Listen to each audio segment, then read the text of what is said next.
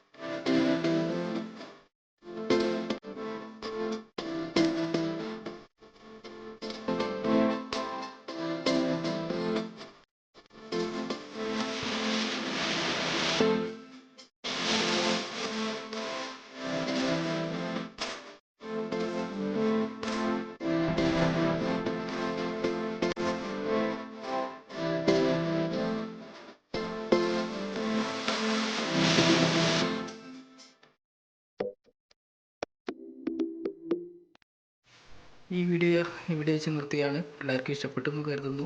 കൂടുതൽ വീഡിയോ ലഭിക്കാനായി ഇപ്പോൾ തന്നെ ചാനൽ സബ്സ്ക്രൈബ് ചെയ്യുക. അപ്പോൾ മറ്റൊരു വീഡിയോ വീണ്ടും കാണാം. അതുവരേക്കും ബൈ ബൈ. Thank you.